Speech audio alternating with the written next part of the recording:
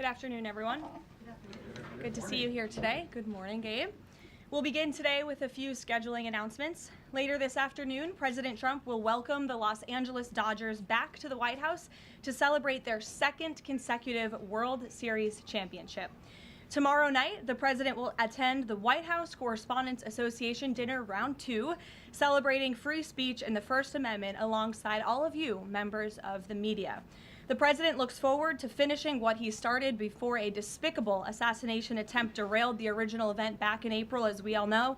And I encourage everyone watching tomorrow night to tune in for what promises to be a very entertaining and memorable evening. Looking ahead to next week, on Monday, President Trump will travel to Michigan to deliver remarks on the economy. On Tuesday afternoon, the president will deliver a tribute honoring the life and legacy of his dear friend, Senator Lindsey Graham, at the National Cathedral. And next Friday, the president will host the 13th cabinet meeting of this term at Camp David, which will be a lot of fun and something different for the cabinet to experience together. Turning now to the economy. A little more than a year after President Trump signed the Working Families Tax Cuts into law, this historic legislation continues to deliver on its promise, unleashing a genuine boom for American workers, families, and small businesses. The numbers speak for themselves. This was the biggest tax refund season in American history, with the average refund exceeding $3,400, an 11% increase over the last year. American families and workers claimed $82 billion in direct tax relief, and 97% of filers received a tax cut. More than 29 million workers claimed no tax on overtime. More than 35 million seniors claimed no tax on Social Security. And nearly 8 million workers claimed no tax on tips. Thanks to the other pro-growth provisions in the Working Families Tax Cuts, like making the 20% small business tax deduction permanent and delivering 100% expensing for new factories, equipment, and research, the Trump administration is setting up American manufacturers and workers to thrive like never before. Just this week, the National Association of Manufacturers, which is the largest manufacturing association in the country, released a detailed report showing exactly how these tax cuts are driving investment, job creation, innovation, and long-term growth in all 50 states. In fact, I'd like to take a moment to highlight just a few of the real American businesses that this law is helping. Pivot Manufacturing in Arizona made the largest equipment purchase in company history after the Trump tax cuts gave them the long-term certainty to invest with confidence. Winton Machine Company in Georgia is on pace for the best year in its history. Ketchy Inc. in North Carolina was able to purchase new machinery and expand its workforce by 25%. And Juergens in Ohio expanded its brand new facility to increase production. And they're also paying their workers even more thanks to the no tax on overtime provision. These are not just great statistics. These are American businesses with the confidence to grow, hire, and invest right here at home rather than offshoring their jobs. And a business opening or expanding in this country means more opportunity and higher wages for American workers. It means a chance for the American dream for young families, and it means restoring the belief that we can make and build things right here at home. This is what President Trump promised, and it's exactly what he is delivering with the help of Republicans in Congress. Democrats throw around the word affordability a lot. But when they had the chance to vote for the largest middle-class tax cuts in history, they refused. If Democrats got their way, it would have meant the largest tax increase in history, $4 trillion. 90% of Americans would have seen their taxes go up, and it would have been a complete disaster for our economy. That's the Democrat solution to, quote, affordability. It is raising your taxes. So I hope the press will cover more of the massive success stories resulting from the Working Families tax cuts and point out that every single Democrat on Capitol Hill voted against every single common sense provision that put more money back into the pockets of the American people. Finally, on the energy front, after this briefing, President Trump will participate in a historic ratepayer protection pledge event at the EPA headquarters down the street. The president will expand the Ratepayer Protection Pledge to governors, state legislatures, developers, and power providers to ensure that everyone involved in building and powering data centers pays their own way, instead of passing those costs on to hardworking families. The president will be joined by Energy Secretary Chris Wright, EPA Administrator Lee Zeldin, and several governors who have already signed on to this pledge. And it has already proven to be remarkably successful. Nearly 200 additional stakeholders have signed on since it was first announced, including utilities, data center developers, public power authorities, co-ops, and state governors. As a result, the pledge now covers 80% of all the power delivered to American homes and businesses. President Trump's bold leadership is turning data centers from a source of concern into engines of growth and opportunity for communities across this country, all while cementing America's dominance over China in the global AI race. The president is ensuring the American people are never left footing the bill so private companies can benefit. Instead, President Trump is leveraging the data center boom to deliver real, tangible benefits for working families and small businesses. So we have a busy day here, rest assured. I'll take some questions. And here in our new media seat, we have Cam from Town Hall. Cam, thank you for being here. Why don't you kick us off today? Thank you. Two quick questions. One on Congress. First off, Speaker Mike Johnson passed a continuing resolution earlier this week. John Thune said he wants to work with Democrats to find a way to fund the government. What is the White House's stance on the best way to keep the government funded? Well, the White House's stance is that the government needs to be funded. This president and Republicans on Capitol Hill from both chambers, as you just mentioned, the House and the Senate Republicans want to keep the government open. We want to work together to find ways to do that, and the White House will continue to have discussions with Senate leadership on the best path forward. I don't want to get ahead of those conversations, but the most important thing for the American people to know is that this president and this White House wants the government to remain open, unlike the Democrats in this town who have been acting as obstructionists. We've seen time and time again, they have chosen to block this administration, to block Republicans in Congress from keeping our government open, which does not help anyone, and it especially hurts the American people who depend on our government remaining open so they can access the critical services that our government provides to so many Americans across the country. So these conversations are continuing, but I think I just made the president's position quite clear. Thank you. And then on the Saudi Arabian nuclear deal, what steps is the U.S. taking to get Saudi Arabia to sign the Abraham Accords? Sure. Well, the president himself has spoken on this many times. His Truth Social post this morning, and I will read it for those at home who missed it. The civil nuclear deal, there will be no enrichment of material, an important point being made between the Department of Energy and Saudi Arabia, which pertains only to non-military use, will be approved, but is totally subject to Saudi Arabia joining the very respected and successful Abraham Accords. The United States is not opposed to civil nuclear facilities, as we all know. Look, this is a condition that the president has spoken about many times with our Gulf and Arab allies. He wants to see these countries sign the Abraham Accord. It was one of the most historic accomplishments of his first term, and it continues to be a long-term goal of his to expand those accords to ultimately come to a place where the Middle East can be a peaceful and stable region. And yes, this deal with Saudi Arabia, the energy deal, is contingent on this condition as far as the president is concerned. So we'll continue to talk with our Saudi counterparts to get the deal finalized and hopefully see them joining the Abraham Accords very soon. Thank you. Gabe. Caroline, thank you. With regards to the Saudi nuclear deal, why was that condition not mentioned yesterday when the Energy Secretary announced it? Well, look, the president is always the final deal maker, as you know, and this is something that he has mentioned on numerous occasions going back. I can provide you with those statements, and he has said if they don't join the Abraham Accords, the deal is off. So we'll continue to have those conversations with our Saudi counterparts moving forward. So the deal is dead if Saudi Arabia doesn't join. And have you any No. indication that Saudi Arabia is even considering this? Again, the president has spoken directly with the Saudis about this in numerous conversations in the past, and the administration will continue to engage in those conversations. Alexandra. Be exempt from international inspections as part of this deal if it moves forward? I don't want to comment on the specifics of the deal as we're still, again, as I just said, talking especially about this very important condition that the president raised this morning. Alexandra. So good to see you now that you're back. You too. So Treasury Secretary Bessent voiced concern this week on China potentially distilling or stealing AI technology from the United States, kind of manipulating it as their own. Anthropic said that the largest distilling attack happened last month. Do you think this will come up when the president meets with President Xi in September?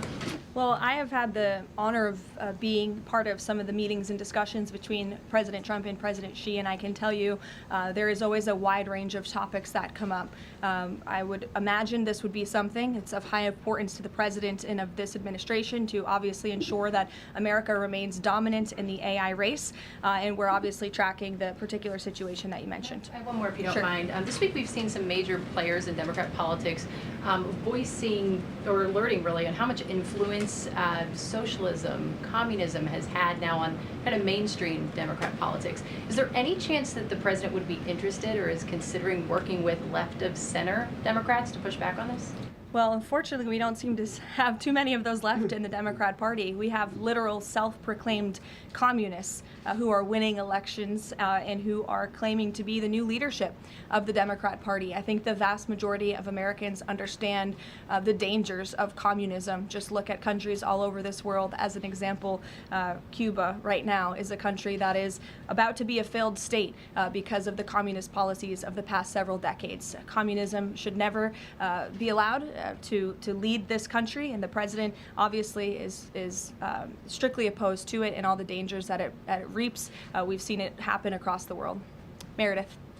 Just to continue on the Saudi nuclear deal, do the Saudis agree with this interpretation since it wasn't part of the initial agreement? And has the president talked to MBS since this new condition was announced? As you know, the president just put out this statement a few hours ago. I don't believe he's had a call with MBS in the hours since. However, this is something that he has raised in previous conversations and has also said many times in the past. John, in the back, go ahead. Thanks a lot, Carolyn. In regards to this deal, in the past, the Saudi government has said they will not consider entering into the Abraham Accords unless and until there's a Palestinian state. What makes you think that they're going to change their minds on their position regarding that? Again, I won't get ahead of the president's conversations, but this is something that he feels very strongly about and has spoken about it in the past and will continue to uphold. Can I ask you one other question? Sure. Just playing devil's advocate, why does Saudi Arabia get a civilian nuclear deal, but Iran doesn't get a civilian nuclear deal? Well, again, this agreement is still being worked out. Well, it will eventually, hopefully, be finalized with the condition that the president spoke about this morning. But this agreement in particular, as it's been discussed thus far, does give priority access for American companies in the Saudi nuclear energy program, which will ultimately benefit American industry workers and supply chains. So the deal that has been discussed thus far and will continue to be discussed absolutely puts America first, and that's obviously very important to this president. Ed. Thanks, Caroline. So Friday, the Section 122, the 10% global tariff, goes Yes. away. Is the president going to ask Congress for an extension, or what's next? Well, I know the USTR, our great Jameson Greer, trade representative, will be having an announcement on that very soon, later today. I don't want to get ahead of him, so I would just tell you to stay tuned for more details. Okay, and then one more on the president's going to have some big utility companies at this event later on today. We're now a year and a half, so to speak, into his pro-energy policies. Is he going to pressure those executives to lower energy prices, not just maintain the prices? Well, look, as I mentioned earlier, the Ratepayer Protection Pledge is a novel idea drawn up by this president, his team, to ensure that data centers in communities, where those communities want data centers, that these big CEOs and energy companies are picking up the tab for the energy costs in these communities, so the American taxpayer not being fronted with those bills. And the pledge today is being expanded to acknowledge all elements involved in building and operating data center, the governors who appoint the state regulators, who set the power prices, the utilities and the co-ops that sell the power, and in addition to the tech companies that have already signed the pledge. So you'll continue to hear more about that from the president in a few hours at 2:30 when he goes over to the EPA. Sophia. Have you spoken to the president about what he wants to do about Chinese AI models if they are found to have stolen American IP? Does he want to sanction them? Or what actions can be taken without undermining broader U.S.-China trade talks or cutting off American startups that are increasingly reliant on them? Sure. Well, I won't get ahead of the president on any potential actions, but obviously these conversations are taking place, and again, they're of the utmost importance, not just for our national security, but to ensure America remains dominant in this space. Stephen. Thank you, Caroline. Two questions. Has President Trump spoken with FIFA President Gianni Infantino about his interest in nominating him for UN Secretary General? And can you explain his interest there? And secondly, just a minor point of clarification on the Saudi nuclear deal. Did Prime Minister Netanyahu request this provision? Not to my knowledge, no. Again, as I told you, this was an idea the president has long had. It was the president and his team in the first term that began and signed the Abraham Accords with several countries in the region, between those countries and Israel. And the president obviously wants to expand on that historic accomplishment from his first term. To your first question about Gianni Infantino, I don't know if he and the president have discussed that. I haven't been present for all their conversations. I know they speak quite frequently, and the president has a lot of respect for Gianni and what he has done with FIFA. As we all just saw, the World Cup was a tremendous success here at home. It not only was hugely beneficial to our businesses and our local economies across the country, but I think it showed that America is the greatest country on earth, and the president is grateful to Gianni for all of the efforts that he had to make that dream a reality here in the United States. Danny. Thanks, Caroline. Is President Trump or the administration, do they have any plans to intervene in the extradition process for the Tate brothers? No, we've already answered that question. Elizabeth. Thank you, Caroline. Secretary Mullen said that election officials that knowingly allowed non-citizens to vote could be prosecuted and fined. Is this option being considered in New Jersey after the governor revealed that thousands of non-citizens were registered to vote there? Well, for any prosecutions, obviously, I would always defer you to the Department of Justice. But what I will say on New Jersey and this governor, the fact that she just all of a sudden decided to put out a press release saying President Trump and Republicans have been right about non-citizens on our voting rolls is not a coincidence. I think this governor is saying this because she realizes this administration is serious about getting to the bottom of illegal aliens voting and being on our voter rolls in our country. The Secretary of Homeland Security, as you know, sent a letter to several states, including New Jersey, requesting that non-citizens that are on their voter rolls need to be reported to DHS and need to be removed from those voter rolls. So that's why all of a sudden she is speaking truth about the fact that this does take place in states across the country. It is completely unacceptable to have non-citizens on American voter rolls voting in U.S. elections. And she says it's 6,600. We suspect it's a heck of a lot more, not just in New Jersey, but in states across the country. The president is hell-bent on getting to the bottom of this, and it's also why we need to pass the Save America Act to ensure that only U.S. citizens are voting in U.S. elections. And I understand the House had a great accomplishment yesterday with passing the budget resolution, which has as much of the Save America Act as possible, and we encourage the Senate to move forward with passing that resolution into law so the president can sign it into law by the August recess. It's of the utmost importance to this president, but also to the American people who support this bill overwhelmingly. Mary in the back. Thank you, Caroline. Two questions, one on Sophia Cunningham and then on self-driving cars. Sure. Sophia Cunningham in the WNBA has been attacked as a MAGA Barbie for saying it's common sense for men to not be in women's sports and locker rooms. Is the president following this story, and has he reached out to her? I don't believe he has reached out to her. I know he is following the story. As you know, this is something the president feels strongly about as well, and the American people do too, that men should not be playing in women's sports. It's completely ludicrous that anyone could support that. It's even more ludicrous that you do have Sophia Cunningham, a female athlete herself, very accomplished in her own right, coming forth and speaking that truth that men shouldn't play in women's sports. We want to protect women and girls, and the backlash she is receiving from Democrats and left-wing figures across the country is astonishing. They are clearly very out of touch with the American public on this issue, which again is an 80-20 issue. It's common sense. It's rooted in basic biological fact that men should not be competing against women on playing fields across the country. Thank you. And then really quick on Sure. self-driving cars. There's legislation right now to ban China's self-driving car technology from U.S. roads. Does the White House have a position on this? And broadly, how does the president feel about self-driving cars himself? Well, you know, the president did have a red Tesla here at the White House for quite some time, so he's a supporter of them. I know he's purchased some self-driving cars for his family members, his grandchildren, so I think he supports them and Americans who want to drive them. But with that said, I don't know about the specific legislation. I will check in with our Legislative Affairs Office and we'll get you a statement on that. Reagan. One question for you on Goon and then one on Darlene Graham. The president seemed yesterday frustrated with Leader Thune when he was speaking in Georgia. Is his patience running out with Leader Thune? And then the president recently endorsed Darlene Graham right after her appointment to Senate. What caused him to endorse her so quickly? The president met with Darlene and thought she will be a great representative for the great people of South Carolina and will carry on her brother's legacy of public service in that beautiful state. So the president is fully supportive of Darlene and her honorable decision to run and, again, to continue her brother's legacy. With respect to your first question on, remind me? Leader Thune, and if his Yes. patience is running out. Look, the president spoke about this directly yesterday. His patience is running out. He wants to see as much of the Save America passed as possible by the August recess. He knows that's what the American people want to see passed. He was just traveling on the road yesterday, spoke about this, and there was a very loud applause from the people in the audience, the everyday Americans, because voter ID is common sense. They want proof of citizenship in our elections, and the president feels very strongly about that. And I would just add, the American people elected overwhelmingly Republicans to lead not just this White House, but also the House and the Senate. The House did its job. The Senate needs to do its job too.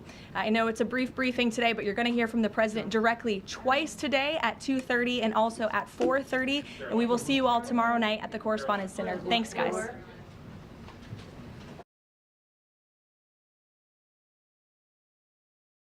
Speech on. 87 battery power selected. Screen recording.